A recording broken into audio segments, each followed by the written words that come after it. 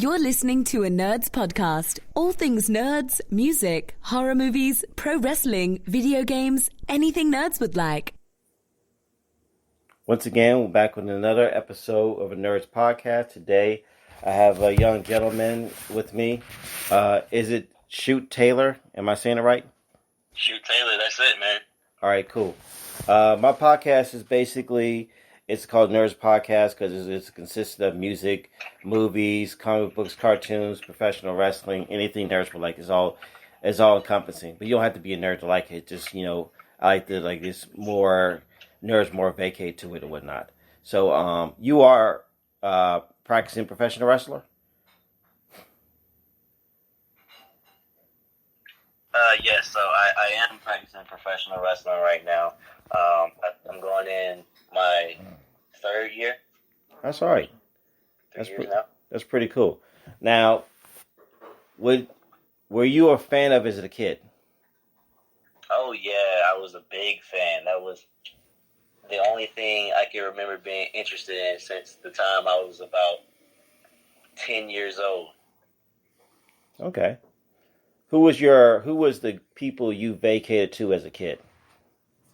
I'm sorry? Who's the people you like watching? Who's the people that stood out? So as a kid, Cena was my guy because that was the biggest star at that time growing up in the early 2000s. Okay. But, as I got to get older into my teens, and I started to appreciate guys like Shawn Michaels because, he wasn't the biggest guy, which I could relate to. Yeah. But everybody took him serious because everything he did was so believable. That's cool. That's all right. Now, were you an athlete in school? Did you take any sports or whatnot? I did every sport. Baseball, football, basketball, karate. I was even in a band for a little bit. That's but cool. It wasn't until I got into 6th grade where I started amateur wrestling. And okay. From that day in 6th grade all the way up until my senior year in high school, that was the only sport I did. That's cool. I like that. That's all right. Now, when you... Go ahead. What did you say? Oh, no, I didn't say anything. Okay, cool. Now, what I was going to say was, how did you get training? Who did you go? Like, where was the school that you found that would train you to become a wrestler? As far as professional wrestling goes? Yes. Mm-hmm.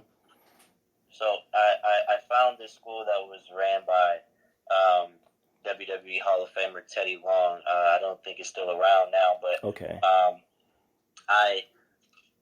I messaged them and they accepted me to train there. Mm-hmm. And I was actually training professional wrestling while I was still doing amateur wrestling my senior year in high school. Okay. So I'm around 17 years old, and I would go to school. Right after school, I would go to amateur wrestling practice. That would end around 6 o'clock, and then I would go immediately from there to professional wrestling practice, which will end around 10. And so I would be at home like at 1 a.m. Wow. To get back up the next day and do it again. That's pretty cool. That's all right. Now, what was your first experience taking a bump? How did that feel your first time taking a bump? It was surprising, like most people. Yeah. I guess people have this thought that the ring is soft. Yeah. It's not. No. A lot of wrestlers can tell you it is not, and I definitely have bruises like everybody else. But what was the best part about it was that the amateur wrestling thing that I do, it gave me somewhat of a natural feel for the ring. So okay. My footwork, my cadences, the way I moved around I picked all that up a lot quicker than most people, like the rolls and everything, hitting the ropes, because like amateur wrestling, even though it's so different, there's so many similarities as far as movements and body movement and controlling the way you move around. Okay, that's cool. I like that. Now, I attempted to do it one time a long time ago when I was younger. It was like a local gym, like close to me, and I remember taking the first bump and saying, "I'm not built for this." So that's why I'm always give props. Yeah, that hurt way too much. Yeah, it wasn't meant for me. So I give props to anyone who can get in that ring and take that, because that is horrible. Absolutely. Then so now you're training now, and you're in a promotion. What is the name of your promotion you're at this moment? So I do a few promotions. Okay. So where I train at is a place called Underground. It's ran by Micah Taylor. That's where I train on a weekly basis, and I also train with former WWE and WCW referee Nick Patrick. Okay. Over at Deep South Wrestling. I don't know if cool. you heard of Deep South Wrestling, but that's where a lot of the big names in the industry trained at. Okay. And they just recently opened it back up, so I also train there. Okay. And as far as promotions that I work a few promotions around Georgia, the Carolinas, and Alabama. But, of course, obviously, due to COVID, a lot of that stuff is shut down. Yeah. So I work shows like Wrestle America. They do Georgia, Alabama. I work at a New South show. I work a show called HCW down in the Landmark Arena. I work a show called Livewire Wrestling that's in Augusta, Georgia. Okay. Just a few different independent promotions that I can find and get booked.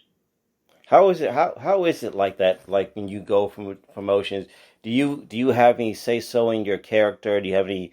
You go to different promotions, and you get to do storylines. How is it like in your opinion? How is it like doing that? So on this level, on the independent level, you pretty much have full control over who you want to be. Okay. You actually do have full control over who you want to be.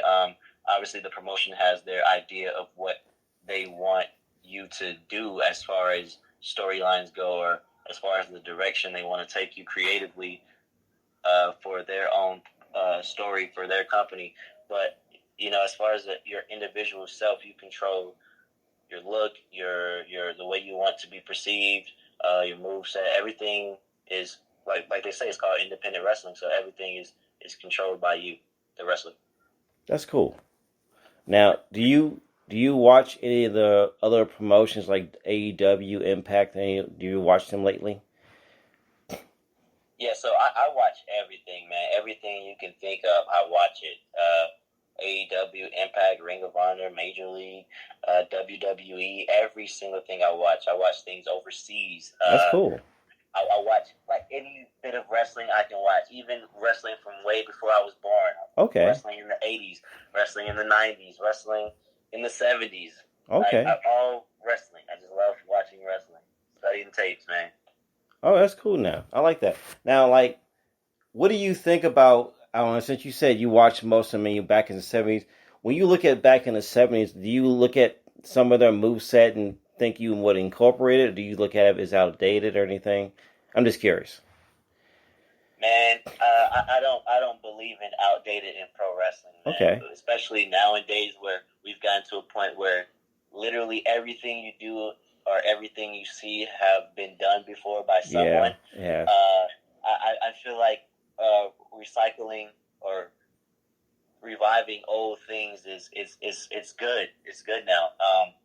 And the thing about that old school wrestling, like in that time period, in that style, it has so much similarities to my style now, because a lot of things were mat based and focused on the grappling aspect of wrestling and very little high spots.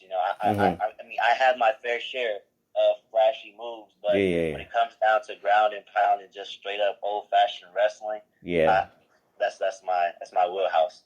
It's more believable, but everyone has their different promotions. They both have their skill set. Because you say you watch a lot of them, because you can look at a promotion like AAA. They're more high spots, and they're more like a luchador. Their luchador, what's his name? I forget the other, like 205, kind of like, well, not even 205. I say luchador style is way different from Japan, where they don't even respond. They just watch and they clap. They treat it like a real fight.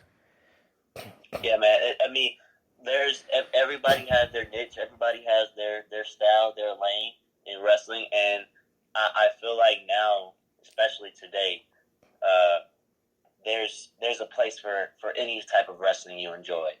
Any style of wrestling, there's a spot for you somewhere to work, and I personally incorporate all aspects of wrestling, and particular style is bad and another is good. I wrestling is a buffet of combat, and Okay, it's cool. it's just there's a lane for everybody. It is. I agree. It is. I mean, that's the whole purpose. You're supposed to have diversity in wrestling because a lot of it's changed over the years, and right, and it should because it should grow. But like because you said you do grappling, what style martial arts? If you still take it, what kind of martial arts that you did take when you did take it? If you still do. I took classic karate as far as the martial arts goes. That's cool. That's something. I'm sorry? That's cool though. That's pretty cool. Oh yeah. But for the most part, like for the grappling aspect, I got that all from the amateur wrestling, man. The takedowns, that comes all from my days on the mat. Have you ever thought about doing jiu-jitsu? I did. I actually trained with the guy over at Deep South who was like a jiu-jitsu champion. So I dabble in it with him. I don't know too much about it, but there's a lot of similarities to it with amateur wrestling, even though there's a lot of differences as well. Yeah. And I like rolling around with him because we both got a different grappling style. But it's really fun because both of those styles combined, it's an interesting thing to watch to see how the different movements and cadences together, it looks beautiful. I agree, it's good, but like wrestling is very, very effective, and it's if you know what to see, and then you kind of appreciate it. Probably back in the day, no one knew what grappling was. Now people are well aware of it. And one thing is because of UFC, and then because of the Olympics too. But like the best fighters in UFC are usually wrestlers, so that is a great skill set to have. That's so true, man. That's like I think I heard a quote before that says 90% of MMA is wrestling, and once you like, that's why it's so good for guys like Brock Lesnar, or Bobby Lashley, or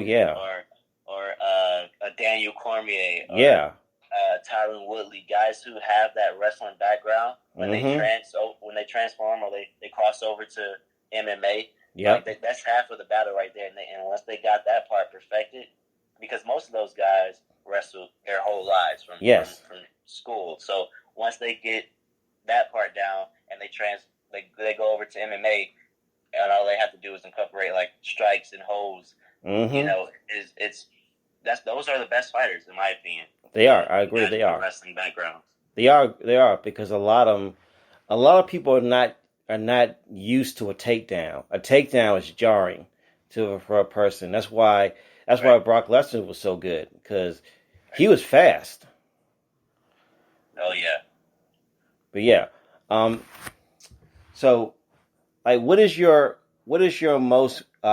favorite of the promotions you watch? As what ones do you get most information from? Do you look like this is awesome? I like to use this at some point. What is the ones that you take out is really cool? Man, there's so many. I'm a big fan of Japanese style wrestling. Okay. I watch a lot of New Japan, All Japan. Mm-hmm. But I would say, I mean, WWE, man, you can't get enough knowledge from. You can't not get enough knowledge from WWE. Okay. Man. It's just like they have such a deep history with their company. So and they've evolved so much over the years. So you can go all the way back to the old days and watch something, and you can watch something today and just take so much from it because they have such a large library of stuff. And the WWE Network, I have that on every night.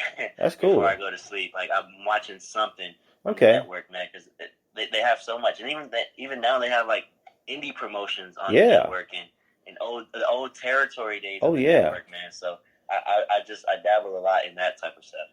That's the best thing to watch, and that's the best. That's one thing I give props to WWE for having that network and having like old wrestling matches back in like Mid-South Championship Wrestling, where you get to see like Hacksaw Jim Duggan, and like you get to see the $1 Million Man before he was the $1 Million Man, the straight up Ted DiBiase, and they were like they were like gangsters back then. I mean, still gangsters now. I'm just saying back then they were like beasts back there.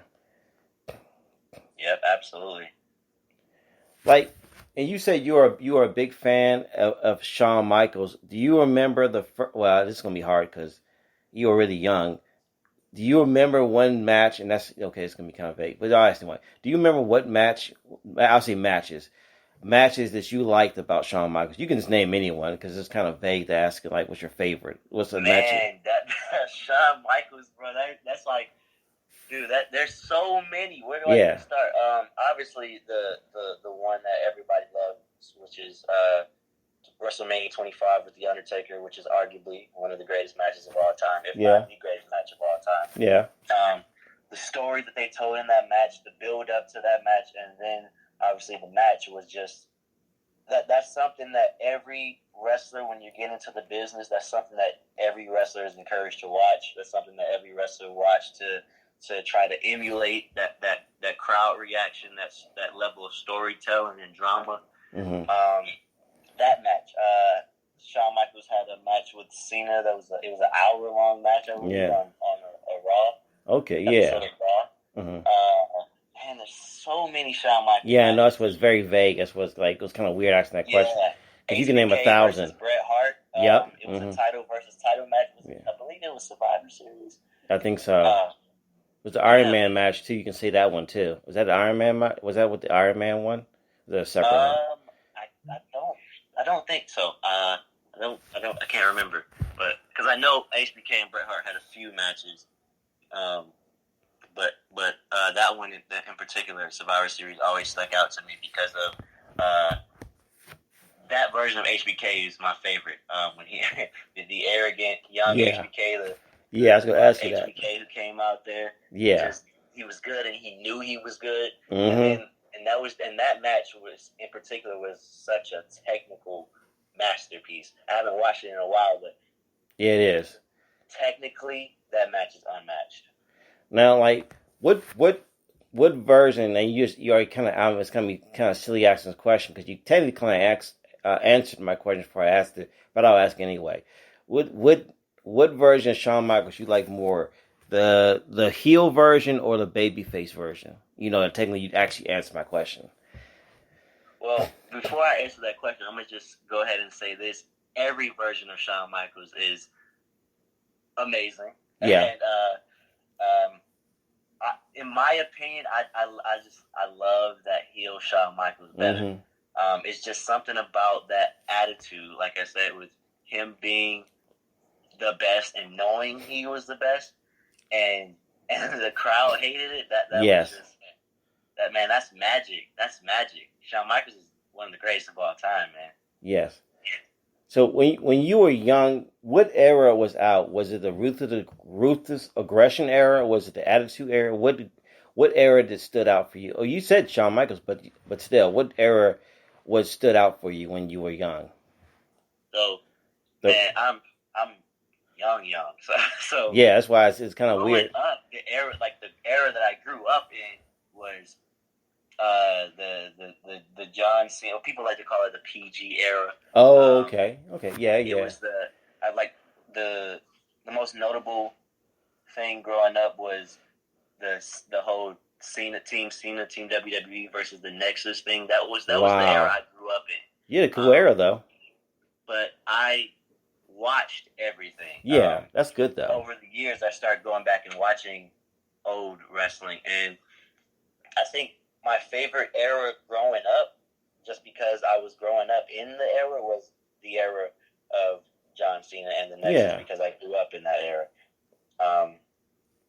But now, man, it's so hard to choose because it is. I just love wrestling so much. Honestly, I would say it's the current era right now. Okay. Because the product is so evolved, and there's so many places to work, and there's so many different styles of wrestling that I think now is the best time in wrestling. Okay, that's cool. Now, I don't know if this would even register to you or not, but it's like when I was a kid, Undertaker had just came out. It was in 1990 something. It was during the Survivor Series, and I was in I think I was maybe 13.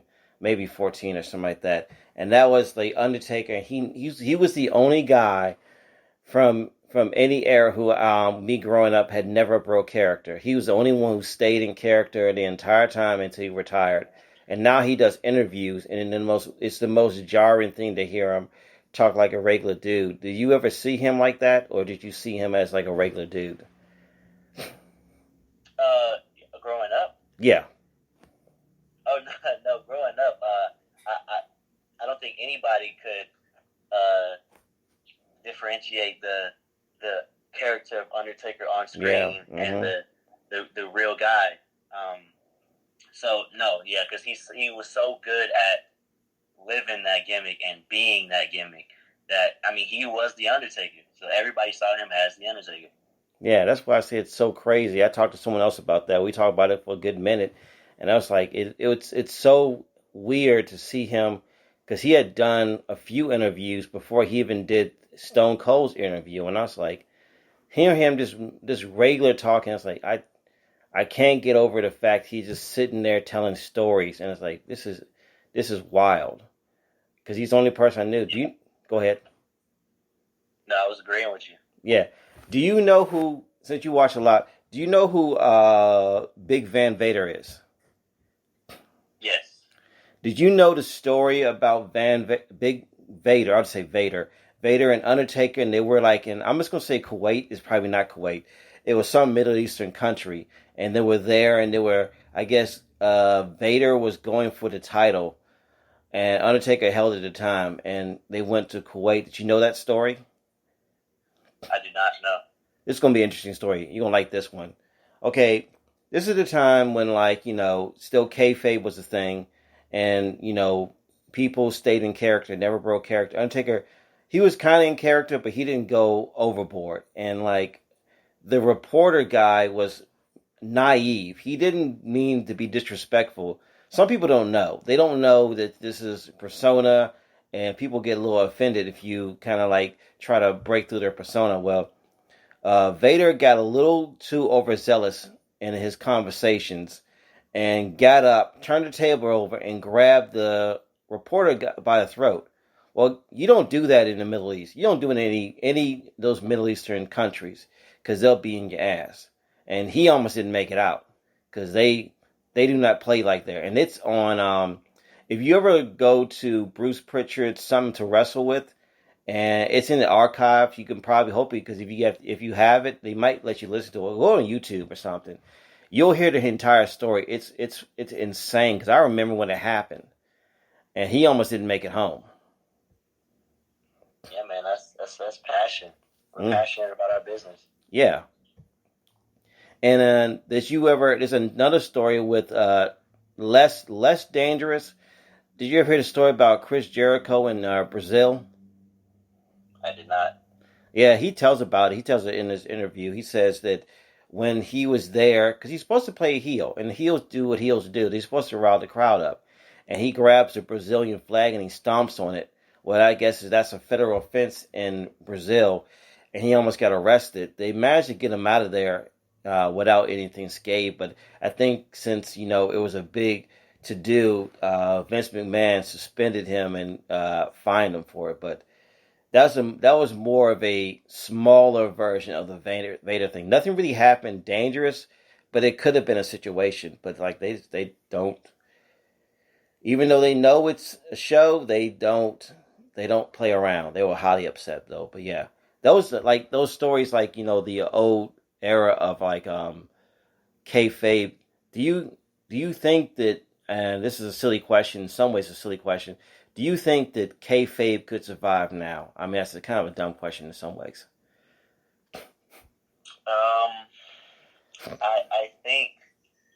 I think people know that this is a tough sport. I think people know that because of just all of the injuries that has happened to all of the athletes, to so many of the athletes. Yeah. I think people know that you can get hurt in doing this. Yes. And I maybe the business is exposed to some people, but I know when people watch wrestling, suspend their disbelief. Yeah. And I know that they can see professional wrestling and even me in the ring and know that what we're doing hurts. Yes. What we're doing takes athletic ability. Mm-hmm. Because not anybody can be a professional wrestler. No, they can't. They're not built. The world owes that. Yeah, they should respect you. Yes. I mean, whether it's if they believe in it or not, I think people know that it's difficult, and I think people know that it hurts and it takes athletic ability, and that it's unlike anything else. So I think that's important. If you're able to suspend their disbelief, if they're a non-believer for the amount of time that you have to entertain them, and if you can make them believe that what you're doing hurts and what you're doing can only be done by the professional that's doing it, then I think that you're doing your job. So I think that's what's important about professional wrestling. Yeah. And I don't mind. I appreciate more that I have now. I can see inside the workings of it. I appreciate it more. I give it. I don't care if you're a first year or a first day. The fact that a person, made up their mind to do what they want to do and get into that ring, because that's not easy. That's not an easy task, and it's very taxing. And I give much props to anyone who can sustain it for how long they can do it. It's much props. I always give them much props for that. Yep. Now, what are your opinions on cool? Do you see cool heels or the straight up cowardly heel? What kind of version of heels do you prefer the most? Do you like the tough guy heels, the cowardly heels, the cool NWA Too Sweet heels? What kind of heels do you? This is your opinion. I'm asking your opinion though. Man, I like wrestling, man. So whatever gets the crowd invested and gets the crowd on their feet, I'm down for it. It's all about what the people like, honestly. And me personally, I like everything. I like everything that the business has to offer, every aspect of it. So I can't choose one thing in particular. Yeah, but, sure. Yeah. I can say that athletics mixed with theater is a pretty good combo. And when you can master that and the storytelling and make it look good while doing it, that's all you can ask for. Okay, that's cool. Now, I'm going to ask you two separate fantasy questions.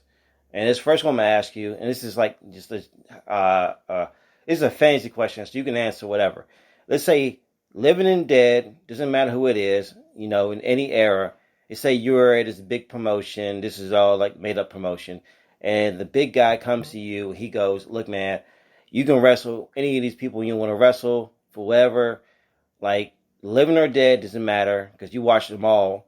There's one person, but you can pick anybody. Who would you like to wrestle as your first opponent in this big promotion? Man. Obviously Shawn Michaels, because I'm such a big fan on his work. Cool. And I think our styles would mesh perfectly. Now, by all means, I'm not saying that I am on Shawn Michaels' level by a long shot. I'm nowhere near Shawn Michaels, but I definitely think that would be a good match. Ric Flair in his prime. Okay. Is a match that I would enjoy. I would love to wrestle someone like John Cena or Roman Reigns just because of that's cool. Their ability to captivate a crowd like no one else in that ring, and the crowd reaction when those two are in the ring.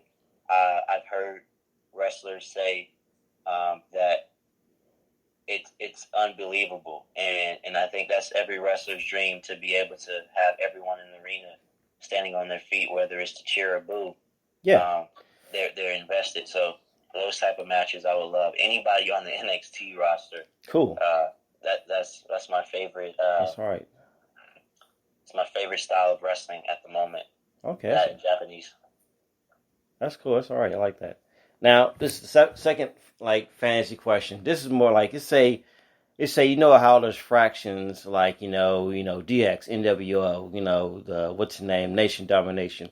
Let's say you have your own faction of your powerful wrestler, crew to take down the promotion from inward, and you can say heel or babyface, fraction doesn't matter. It's just more like I'm just asking like, and this is gonna be kind of hard to ask because you can't have but so many because it gets watered down. So I'm gonna give you five. Count and you're the ring general, and you get four people with you, and then I know it's gonna be hard to pick, but who is your guys to dominate? Ah, man. Okay. So I envision this faction being very technical, very what's the word? Ground and pound. Okay. So I would go Kurt Angle off Nice. the bat. Me, Kurt Angle, Eddie Guerrero. Okay. Technical, but also can incorporate a different aspect of technical wrestling. Okay. He would add that flash to the group. Okay. So me, Angle, Guerrero. Do I have one more? Okay. Angle, Guerrero. You have actually you have two more. You actually have two more. Yeah. I'm gonna go Dolph Ziggler. Dolph Okay. Ziggler. I'm a big fan of Dolph Ziggler. Okay. Dolph Ziggler's work, and he was a college wrestler. Okay.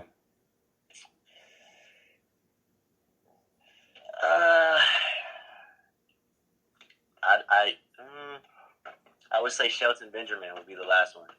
You got a nice crew there. You got a high flyer, cheat to win.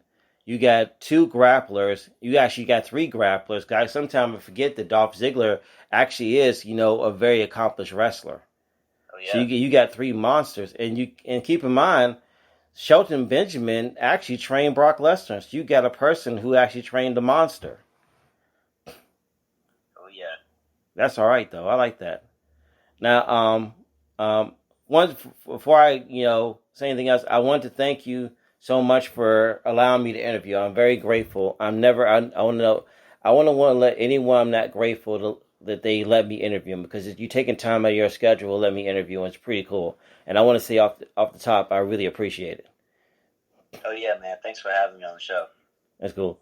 Now, before I go, do you have any dates or anything you just want to say out there? Do you have anything that's coming up? Maybe you want to talk about?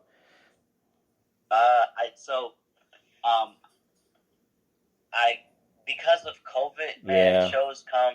Yeah. So they're hard to come by. It's all good at this time. I just had one last night, but I don't have a date for a new show. I know we're doing a taping for Deep South Wrestling. Okay.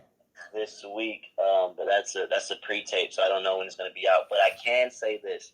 I can say for everyone who supported Shoot Taylor and the Shoot Taylor brand for the past couple of years, everyone who's been messaging me and publicly saying that I'm up next and they're rooting for me and when am I going to make it big, I can say that 2021 is if there was ever a year to support Shoot Taylor, 2021 is the year that I will make all the supporters proud.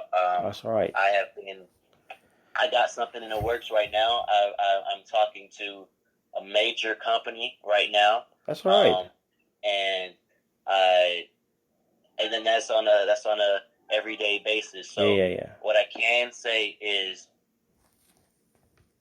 and I'm a believer, I don't know about everyone else out there, but God willing, you will see Shoot Taylor on your TV screens. That's nice. In 2021. That's nice. It's not early 2022, but I'm working on some big stuff, and this is the year. I think this is the breakout year for me. That's all right. Look, man, I wish you luck in everything. I think you're amazing, and I always want to give props to any indie wrestlers. They are basically the basis for all wrestlers to grow. So you are very important, And then thank you again. And hopefully I want to talk to you down the line and see how everything is going. Hopefully everything's going amazing. But thank you again for allowing me to do this. Thank you for having me, brother.